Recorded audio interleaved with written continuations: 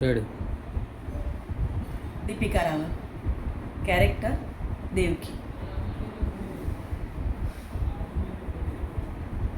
લે, બે ઘૂંટડા પાણી પી લે, જીવ શાંત થઈ જશે.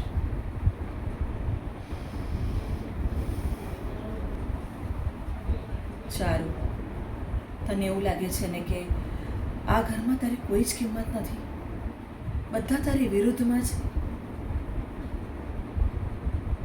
હું આ ઘરમાં વહુ થઈને આવીને ત્યારે મને પણ એવું જ લાગતું હતું, પણ સમય જતાં મને સમજાયું કે પરિવાર એ કોઈ ફેક્ટરી નથી કે બધા એક જ બીબામાં ડળેલા હોય. બધા માણસો જુદા છે, એમના સ્વભાવ જુદા છે. જો ગોવિંદાના પિતાજી એ બહારથી જેટલા કડક અને સિદ્ધાંતવાદી છે ને, અંદરથી એટલા જ પોચા છે.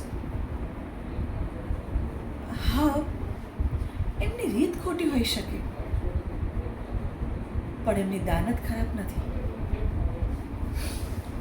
એ આ ઘરનો જૂનો વડલો છે, એટલે એમને એમ કે ઘરની વહુ થોડી મર્યાદામાં રહે તો સારું.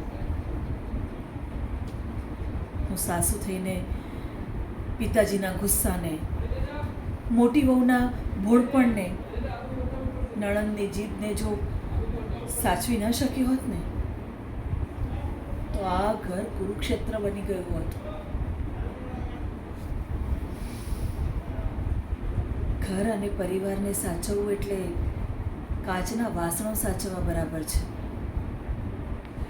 એમાં એકાદ વાસણ જો આડું આડું મુકાઈ જાય તો એને ફેંકી ન દેવાય, એની ગોઠવણ બદલવી પડે.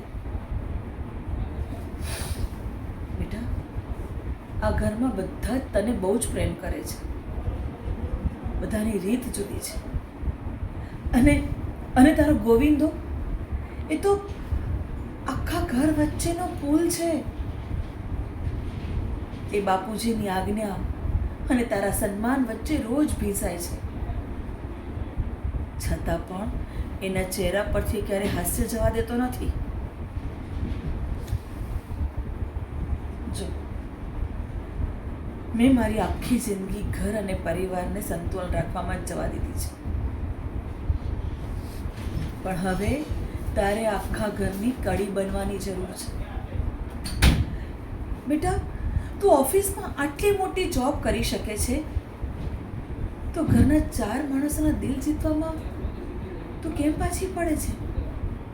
હા, એકવાર તું આ બધામાં ભળવાનો પ્રયત્ન તો કર. ઘરના બધા સભ્યો તને માથે બેસાડીને ફરશે.